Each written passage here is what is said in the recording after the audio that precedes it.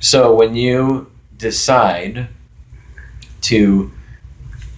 that I want to be less passive aggressive, I want to be less aggressive, I want to hate people less when I'm driving, Oh, then jeez. then that means you're choosing to stop projecting attack.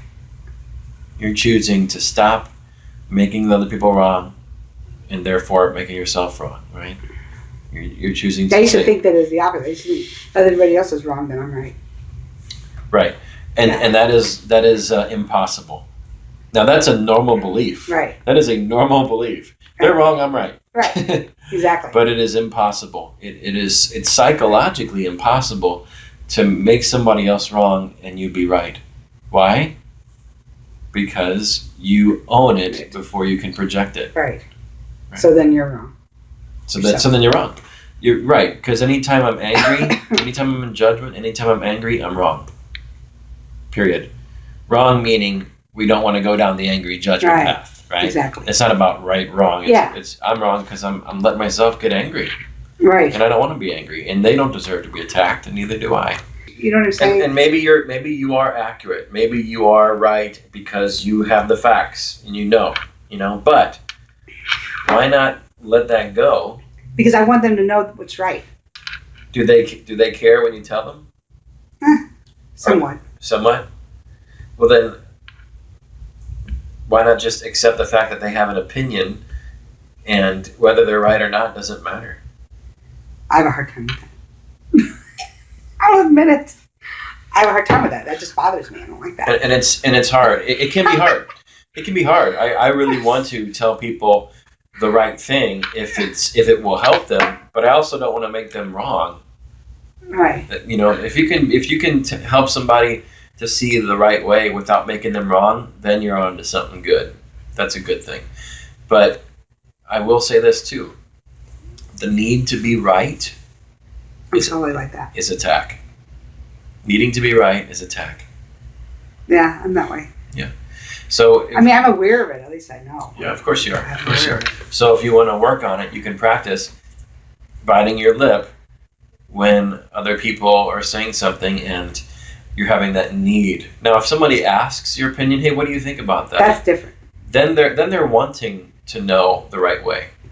But if they're just professing, hey, I'm right about this, da da da da da, that doesn't mean that they have any interest in your opinion necessarily. Oh, but I'll tell them my opinion. Right. But they're not asking for it. I know, but if they're telling me their opinion, I'm going to tell them mine. I'm just being honest. That's what I do. Please be honest. Please be honest. So that's fine. That's fine. So whatever types of, and I'm not judging that at all. What the natural consequence of them being right and you being right, how does that tend to play out for you? Well, I get aggravated. Okay. Because they don't get it. So let's look at that. Needing them to acknowledge you, needing them to get it, means you're looking to get something from them. Yeah. You're looking to be acknowledged. You're looking for approval. Right. I get it. I'm offering you a new way. And it's kind of a way to test yourself when you're in these situations. And that is, okay, I'm right in this situation, but if it means that I'm making someone else wrong, then nobody's right. It has to be a win-win in order for it to be really right. In other words, if you create separation from your need to be right and tell someone that you're right, it's not helping anything. No, it's not helping anything. If you get aggravated, if you get pissed, if it pisses them off, it's not doing a thing to help you. All you're doing is rehashing the past and bringing it into your future. That's why I'm inviting you to bite your lip and to practice being wrong and not caring about saying your opinion and stuff. Right. Because that thing that makes you urge to say, hey, I'm going to be right about it, that's your past. That's your past coming up saying, oh, just keep me alive, please.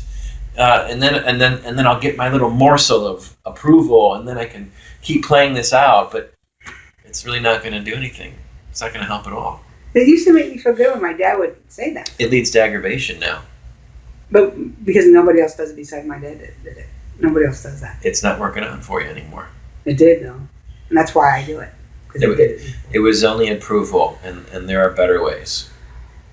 Yeah, because he always would say, "How come you're always right?" And you write about so much, and I'm not always right. He goes, "Well, you're right most of the time." And yeah, so maybe he was being honest, or maybe he was just being a sweet, loving dad. it would be both. Both. Yeah.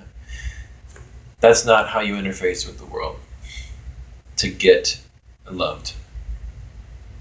So your willingness, and I'm giving you lots of incentive, your willingness to start pulling off some of these things that you do, like namely need to be right, and practice biting your lip and not letting that energy out that needs to feel like it's right, and not creating separation because you're choosing not to say it, right, is going to create better quality relationships. And you're never going to be wrong, okay? You're not wrong. There's no wrong way to do this, okay? There's just, the reason I'm saying all this is because does acting in X way lead you to feeling more happy or leading you to feeling more frustrated and aggravated? Well, if it's more frustrated and aggravated, maybe you have an incentive to change, and that's why we're talking about this. Right. But what you're saying right now, we're talking about two different scenarios. Things, yeah. Talking about two different scenarios. Yeah. One is somebody voicing an opinion that isn't an attack upon you, and it's not about you. Then you can just bite your lip. That's why I'm saying all this stuff. That other stuff, the second thing, that's an attack on you. Me. Right. Right, and then you can stand up for yourself. You can. I mean, it would be, you could practice biting your lip, but that would be a little bit harder. You could say, hey, you're wrong about me, and you're very welcome to do that. Yeah. But there's really no wrong way to do it. It's just, do I feel happier in this behavior or not happier right. I'm doing this behavior? Right. So you get to choose, what am I doing that leads to me feeling unhappy or happy? What am I doing that leads to me feeling closer to people or not closer to people? What am I doing that leads me to feel to have a relationship or to not have many relationships? And that's why we're having this conversation, And there may be lots of answers to those questions, but one of them today is practicing not being right. You can be right all day long, but until you make someone else wrong, when you start to make someone else wrong and you're being right, then it's going to lead to unhappiness. It's going to lead to separation. So you can't make other people wrong. Right. So you can still say your opinion, right. Just express it in a way that doesn't sound like an attack on the other person. Right.